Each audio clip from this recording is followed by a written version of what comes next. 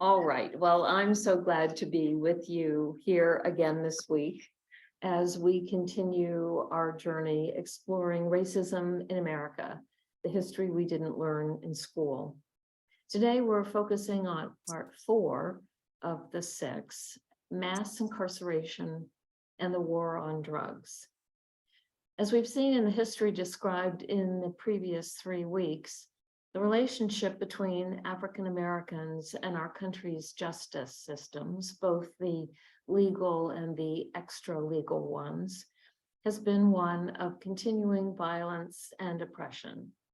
We see the harbingers of what is to come in the system of convict leasing that followed the end of the Civil War, the echoes of lynching made manifest in the uneven application of the death penalty, and the videos of unarmed Black men being killed by police bring home the continuing violence that stalks our land.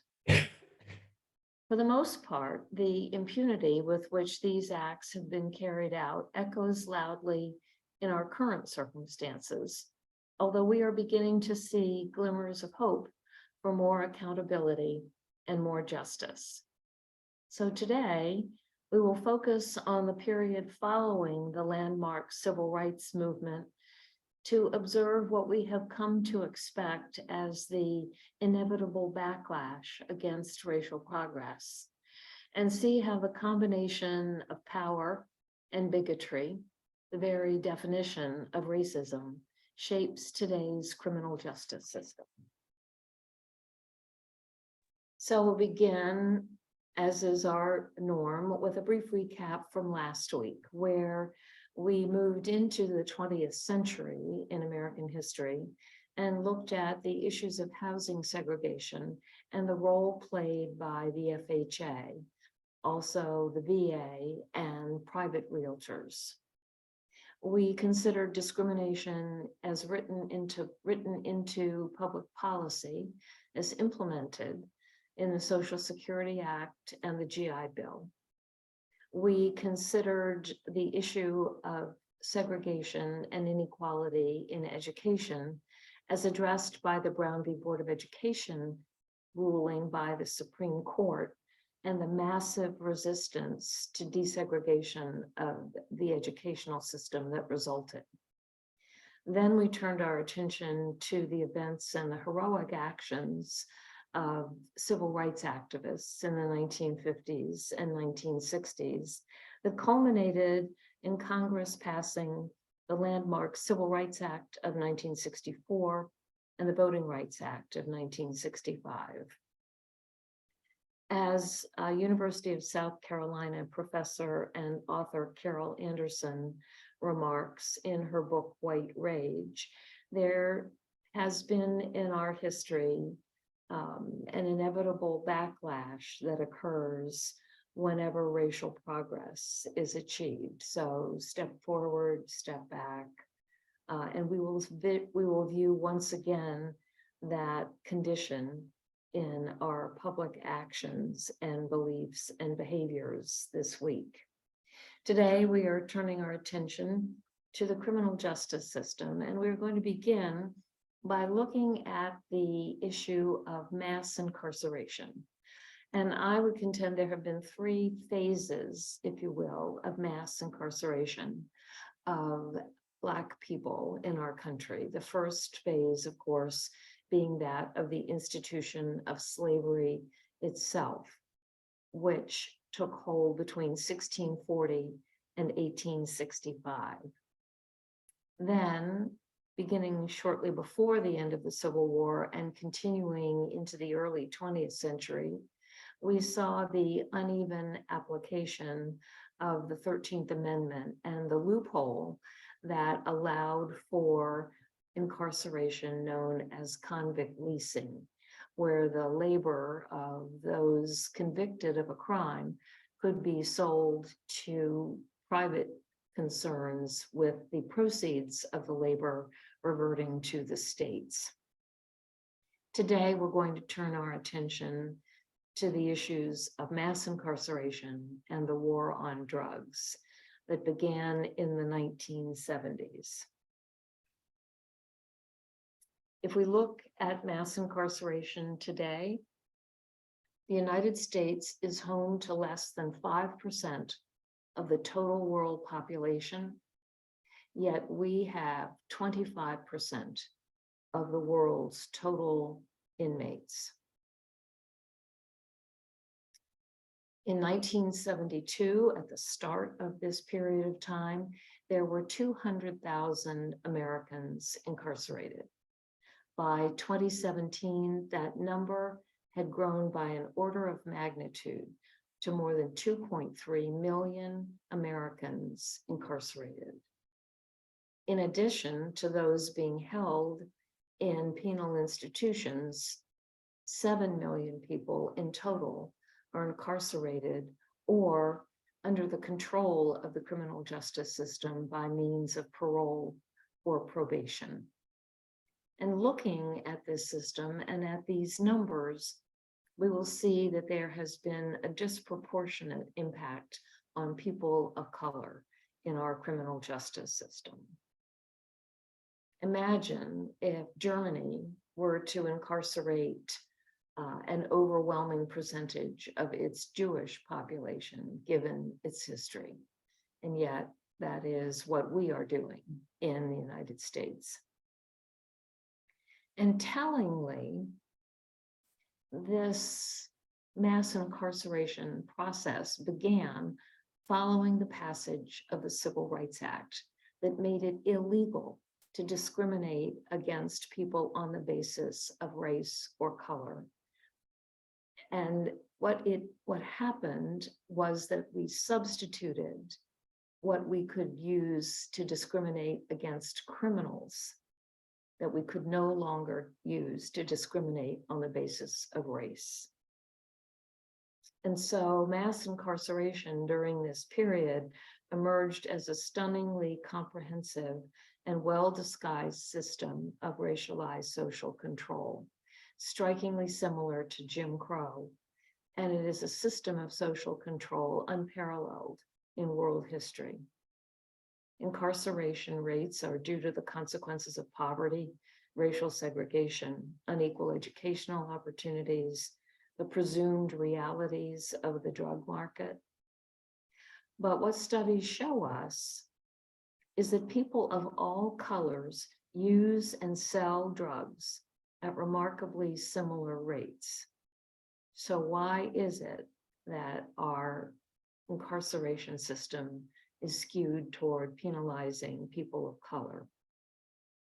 Today, it is perfectly legal to discriminate against criminals in nearly all the ways that it was once legal to discriminate against African Americans.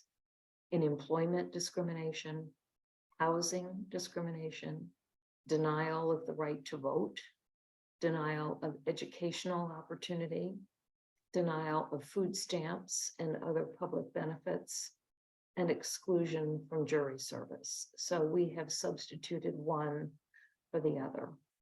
And so the data that we look at will lead us to ask the question, is mass incarceration a criminal justice issue, or is it a civil rights issue? So what do we know about the people who are incarcerated? These statistics are based on the 2010 census, and you would think that I would have 2020 census numbers available, but they're not available quite yet. Apparently, we're still dotting the I's and crossing the T's on the 2020 census, but all indications are that the numbers would be remarkably similar. And what this bar chart shows is that for every 100,000 people in that particular, quote, racial group, this is the number of people incarcerated. So for every 100,000 white people in the country, 380 are incarcerated. For every 100,000 Latinos, Latinas, almost 1,000 are incarcerated. And for every 100,000 Black people in the United States, more than 2,200 are incarcerated. Now, I want to give you a warning about this next chart because there's going to be a detailed test at the end, and you're going to be expected to know all of the statistics that are, no, I'm just kidding. Anyway, looking at this pie chart, it is representing the 2.3 million Americans who are incarcerated. And you will see from the aqua wedge that more than a third of them are being held in state prisons. 631,000 are being held in local jails, and about 250,000 people are being held in federal prisons and jails. Of that 2.3 million number, 450,000 are incarcerated because of drug crimes. 909,000 are classified as violent crimes. But it is important to recognize that in many states, there are drug crimes where no violence occurs, and yet the nature of the drug crime itself is classified as a violent felony. So there's a little bit of an apples and oranges to that 909,000 number. Really instructively, more than 530,000 of these people held in jail are awaiting trial. Not only have they not been found guilty, they haven't even had their day in court, but 530,000 people are sitting incarcerated, waiting for their trial. So how did we get here? How did we go from the 200,000 to the 2.3 million? And the major factor was the war on drugs, which was first declared by President Nixon in 1971. And his war on drugs had a number of key features to it. Legislation created the Drug Enforcement Agency in 1973. And legislation also dramatically increased the size and presence of federal drug control agencies. The laws for the first time introduced mandatory sentencing for drug crimes and allowed for no-knock warrants for searches and seizures. Some years later, one of President Nixon's closest advisors, John Ehrlichman, was interviewed. And in the course of that conversation, he related that President Nixon saw that he had two primary enemies to him and to his administration. And those enemies were the anti-war left and Black people. And so one of the steps that was taken was to identify drugs most often utilized by those two groups of enemies, and then craft the laws to make the penalties more severe. And so during this period of time, marijuana was named a Schedule I drug, along with heroin and LSD. Perhaps a slight overreaction to the impact of the drug itself. But the war on drugs continued and was expanded by President Reagan when he took office, even though illegal drug use was on the decline by that point in time. And one of the things that we saw was the emergence of what came to be known as dog whistles, to talk about drug crimes and to talk about the anti-war left and about African Americans. There was a renowned political operative by the name of Lee Atwater, who worked with President Reagan to get him elected and advised him subsequently once President Reagan was in office. And there was a video of Lee Atwater saying, you start out in 1954 by saying N-word, N-word, N-word. By 1968, you can't say N-word. That hurts you, it backfires. So you say stuff like forced busing, states' rights, and all that stuff. And you're getting so abstract. Now you're talking about cutting taxes, and all these things you're talking about are totally economic things. And a byproduct of them is Blacks get hurt worse than whites. we want to cut this is much more abstract than even the busing thing, and a hell of a lot more abstract than N-word, N-word. And so these code words, these dog whistles, began being used in the public domain. After President Reagan secured the Republican presidential nomination in 1980, he launched his official campaign at a county fair just outside of Philadelphia, Mississippi.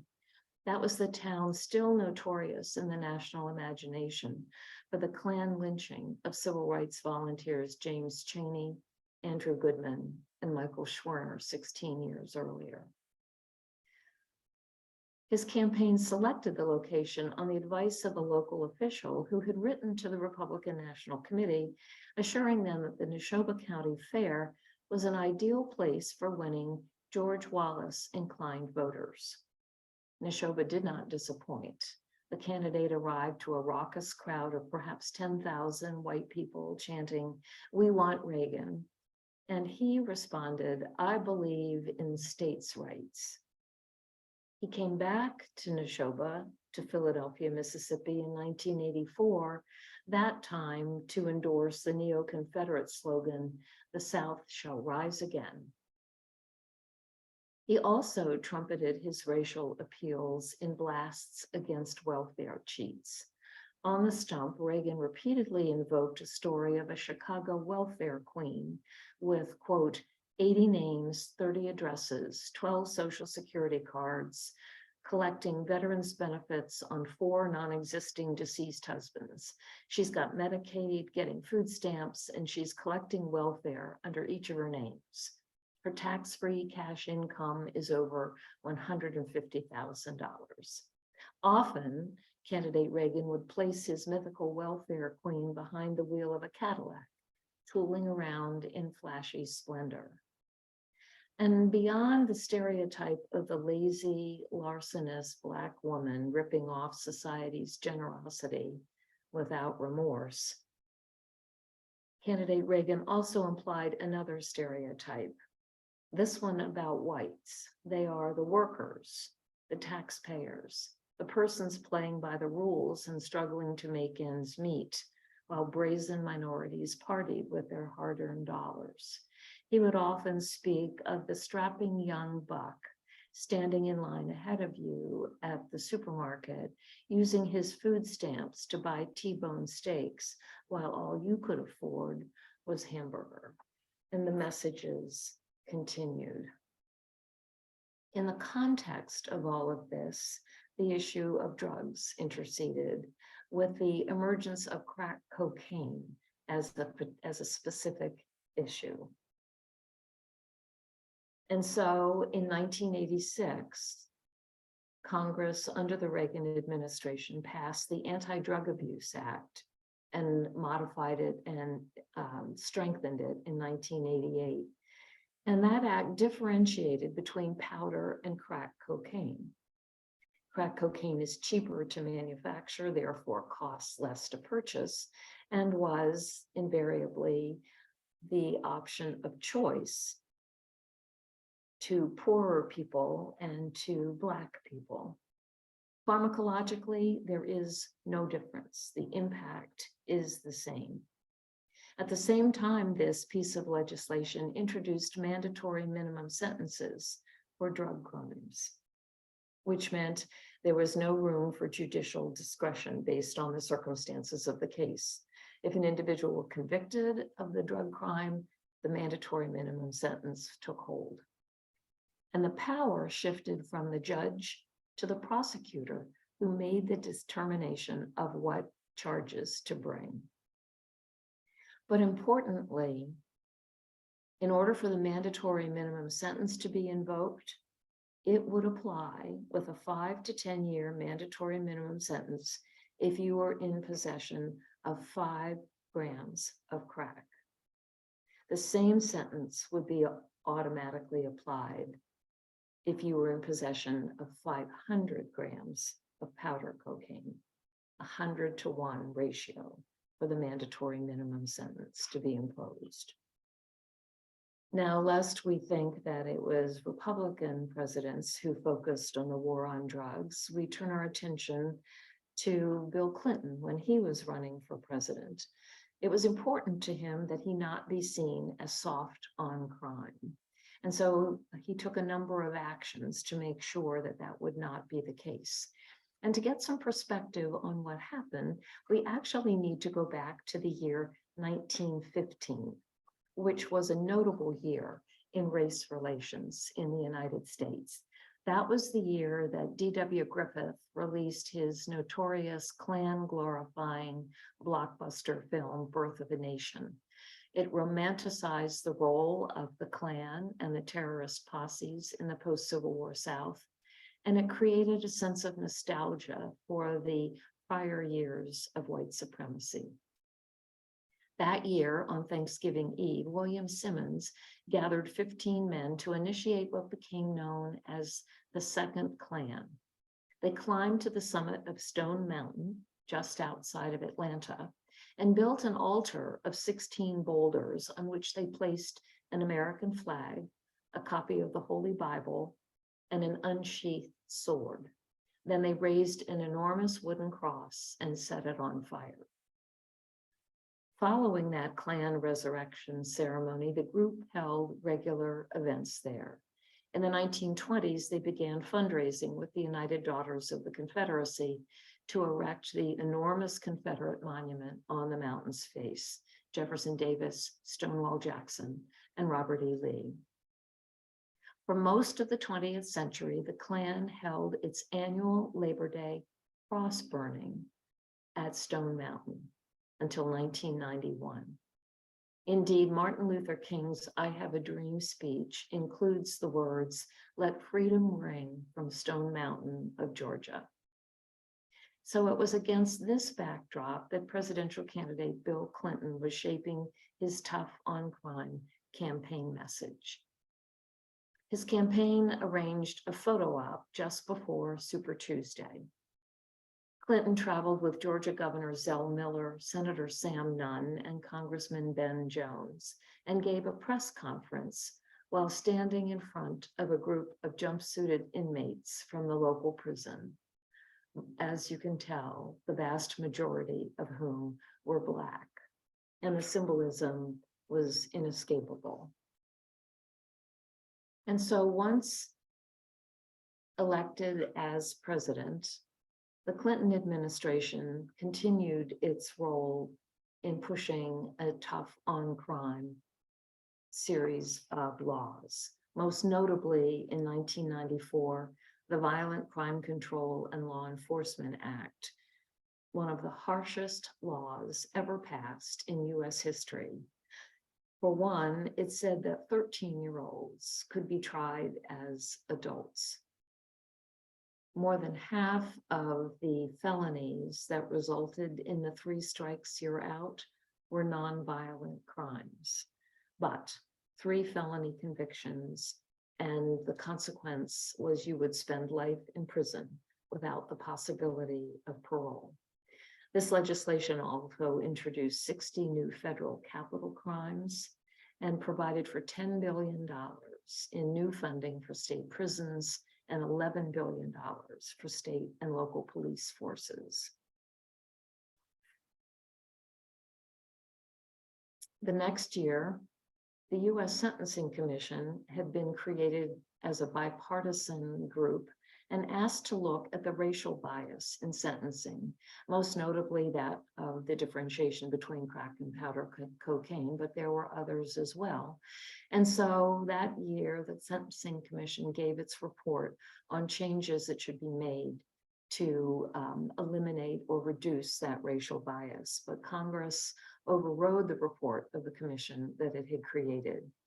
And it was not until 2010, when Congress passed the Fair Sentencing Act, that finally reduced the disparity in sentencing between crack and powder cocaine from 100 to 1 to 18 to 1. And I think it's particularly instructive as we look today at drug laws and drug use. And we refer to an opioid epidemic. And we frequently talk about it as a public health issue. And certainly when we look at marijuana, state after state is now legalizing marijuana once a Schedule I drug. And so we sort of ask ourselves, what would have happened if we had declared heroin addiction or cocaine addiction a public health crisis rather than a cause for institutionalizing, incarcerating more than 2 million people? So one of the questions was, with all these laws that Congress was passing, how are they going to make it happen? How are they going to enforce them? Because the acts did not include creating tens of thousands of federal drug agents. The federal government was relying on state and local police forces to enforce these laws. But they were already pretty busy dealing with laws on the books and keeping order in their states and cities. And so a series of incentives were created. In 1982, federal cash grants were issued to any police organization that would make the enforcement of drug laws a priority. And in 1984, Congress expanded the federal civil asset forfeiture law. I wish I could see all your faces. I would ask for how many people would raise your hands because you know what that is in detail. I did not. I didn't even know it existed. But in essence, what it does is it allows the government to seize property suspected of being connected to criminal activity, even if no criminal charges are ever brought.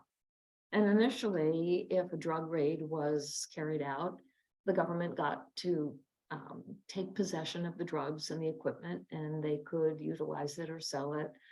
Subsequently, they could seize money from the people who were involved in the drug activity. Then in 1984, they could take real property, and they could take property equal to what might have been in use in the commission of the crime. But importantly, these assets that were forfeited to the government, when this began, there were laws in the states and the federal government that said that they could take hold of these assets. But whatever the proceeds were that it generated would go into the general fund, would be used to help with the national budget, with the state budgets, treated just like any other form of income. But in 1984, this law changed that ruling and said any seizure of materials associated with a crime, any dollars would become the province of law enforcement, and that there could be a sharing of that between the federal and state law enforcement. And so all of a sudden, these dollars, instead of helping to support the general operations of states and the federal government, became the property of law enforcement, and the funds were used for equipment, weapons, salaries and overtime, training, travel expenses, informant reward money, and detention facilities. In 1986, the first year that these numbers were reported, $93.7 million became available for law enforcement use. And by 2013, that number seized was $4.2 billion. And so a lot of these dollars were used to make burn grants for states to create narcotics task forces. Cash grants in the 1990s were given to state and local law enforcement based on the number of drug arrests. And in the period from 1997 to 1999, 3.4 million orders of war equipment, Pentagon equipment, were delivered to state and local law enforcement agencies. And we clearly see the consequences of that today. But there has been collateral damage as well from this emphasis on enforcing drug laws and the incredible number of dollars associated with them.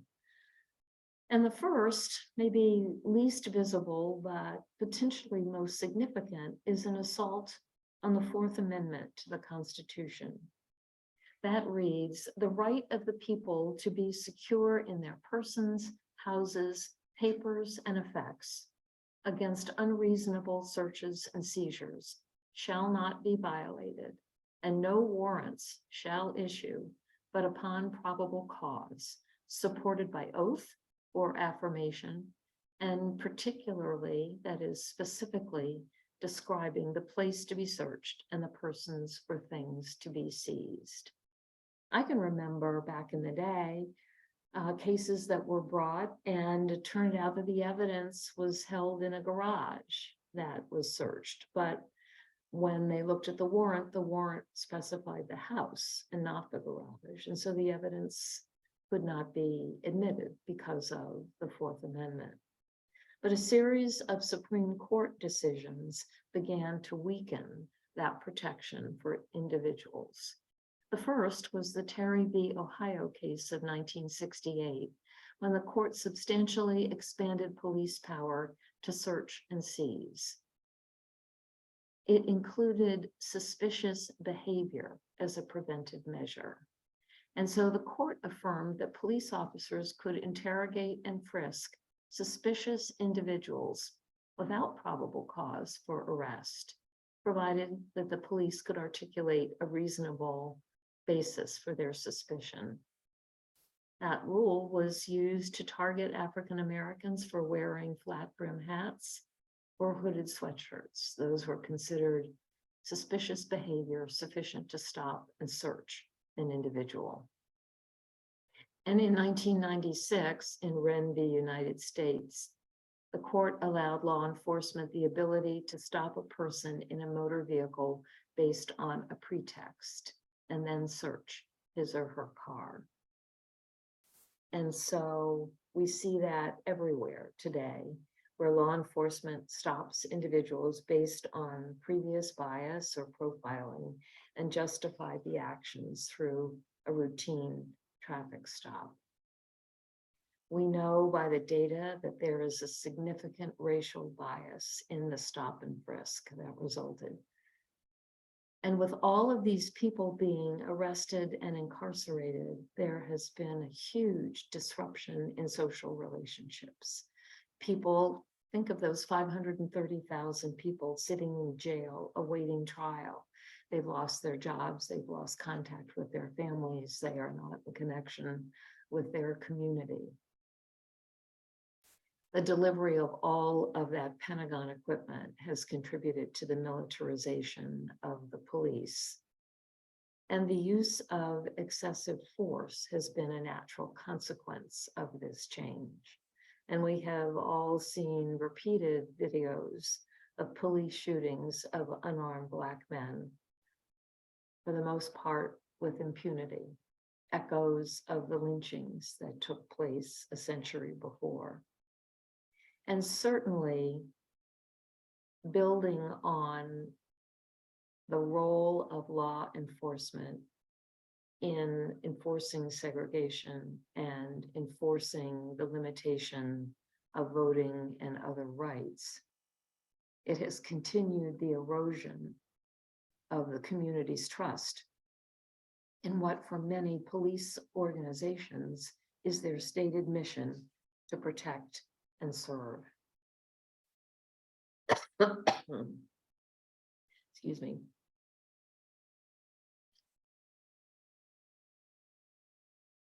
So beyond our discussion of mass incarceration earlier, there has been an explosion in life sentences without parole. That sentence quadrupled since 1984. And more than half of those people sentenced to life without parole have never committed a violent crime. One of the interesting aspects of our criminal justice system is that if you are sentenced to death, the law provides you with legal representation and an appeals process. You are entitled to that, which can sometimes go on for years or decades. But if you are sentenced to life in prison without the possibility of parole, there is no legal representation guaranteed you, and there is no support to an appeals process guaranteed you. And so today, 1 in 9 incarcerated individuals is serving a life sentence without the possibility of parole, even including some juveniles. And so most are destined to die in prison. The whole incarceration system is fed by probation and parole. With 2.3 million people held in correctional facilities, 3.7 million on probation, 840,000 on parole. And the consequences for a violation of probation or parole can be enormous. In the state of Florida, if you are convicted of a probation or parole violation, the judge can, without further ado, sentence you to a year in prison. In the state of Delaware, if you violate your probation, there is no parole in Delaware. If you violate your probation because you missed a meeting, because you didn't report a change of address, because you were observed drinking alcohol, the first step that occurs is you are reincarcerated. There is no court hearing. If you violate your probation, you go back to jail. And so in the state of Delaware, within 3 years of release from jail, 75% of those on probation are reincarcerated, not for a new crime, but because they violated their probation. One of the other things that happened with this enormous growth in the number of people incarcerated was there wasn't room to hold them all. You may recall that one of the laws passed provided $11 billion for new prison construction. And there was a stretch of time where a new prison was opening in the United States every 2 weeks. But eventually that $11 billion got spent, and it was the states or the federal government that were needing to pay the costs of housing all of these incarcerated individuals. And particularly for the states, they could not afford to keep doing it. And so the capitalist system stepped in and said, what a great idea. Let's have private for-profit prisons, and they can house all the people that the states can't afford to keep. So in 1998, there were 5 for-profit prisons in the United States. And by 2008, 10 years later, there were 100. And the profits of those prisons had increased by 500%. Now, many of us have been involved in some kind of for-profit work in our lives. And we know that if you are responsible for a profit-making organization, your performance is judged on the amount of profit you make. And you could always make more. And one of the ways to make more is by reducing your costs. And so you have to ask yourself, if you are the person or the organization running a for-profit prison, how much of the income you receive from the state or the federal government are you going to devote to paying for rehabilitation programs for those people who are incarcerated, who are going to be released back into the community?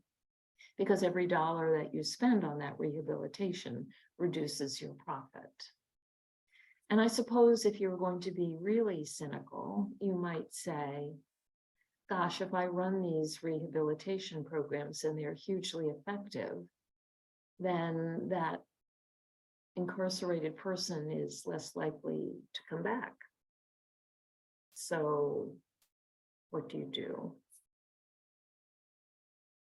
There is another really minor aspect of the criminal justice system that can have a huge effect, and that is the impact of cash bail and fines and fees. Of that 530,000 people sitting in jail awaiting trial, some are there because they have been denied bail. They are considered a danger to the community, but it is a relatively small number. Many of those people could be released on bail, but they cannot afford to pay it. in the case of fines and fees, I'll give you one example from the state of Delaware. If you run a red light and you have $100 fine, the court will add on $400 in fees that pay for public defenders, that pay for fire companies, that pay for a whole range of government services that are not funded through any budget. So your $100 fine becomes a total amount owed of $500. And for many people, that is simply not affordable. And so if you don't pay your fine, if you don't keep up on what you owe, a warrant can be issued for your arrest. And the minute the warrant is issued, your driver's license is suspended. So you're not making enough money to pay your fine and all the fees that have been added on. And a warrant is issued for your arrest, and now you would be driving illegally. 3 years ago, 45,000 of these warrants were issued. 45,000 people who owed a fine and fees, who suddenly found themselves without a valid driver's license. And you could imagine what would happen if they were stopped. Yet another fine and more fees added on, and the system perpetuates itself. Interestingly, in the state of Massachusetts, the Chief Justice of the Superior Court looked at the data and he said, you know, it seems to me, based on what I observed, that there is a huge injustice, a huge disparity in the criminal justice system as it applies to Black people versus white people. And so the state of Massachusetts commissioned Harvard University to do a study. And they reviewed more than 1 million cases from 2016. And what they found was that while Blacks made up 24% of the population, they were the subject of 63% of the stops and frisks and searches. When they looked at the number of people incarcerated, 665 of every 100,000 Black people were in jail, and only 82 out of every 100,000 whites. The data showed that more Black people were detained without bail than whites, that bail was set higher for Black people than white people. They were charged with more serious offenses, and they were more likely to be referred to Superior Court, where the sentences would be more harsh. And indeed, the study showed that the average sentence of a Black person was 168 days longer than a white person for the same crime. They also found, once they looked at the conviction records, that the Black individuals who had been arrested, charged, and tried ended up being convicted of lesser offenses than their white counterparts.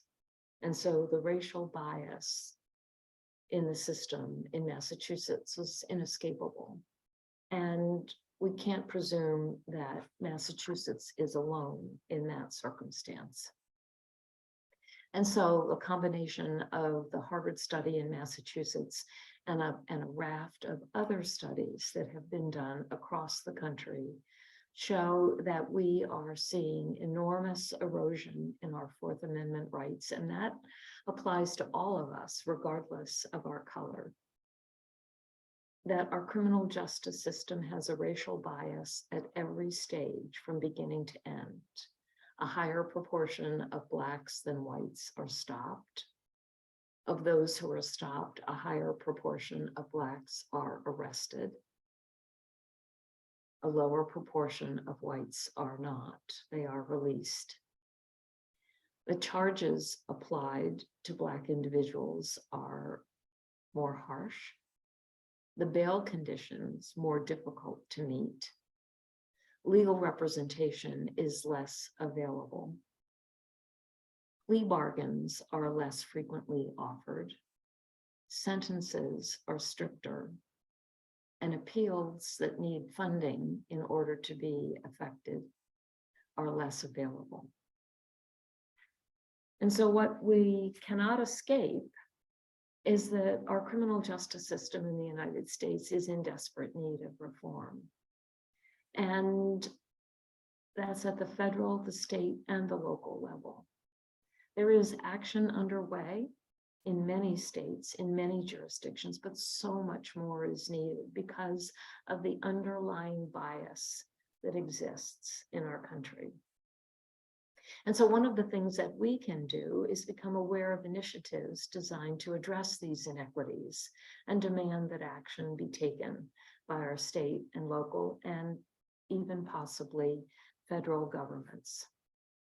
And a key element in all of this is to look at the need for police reform, to look at the need for and the availability of bias training, the availability and use of body cameras, creating use of force standards,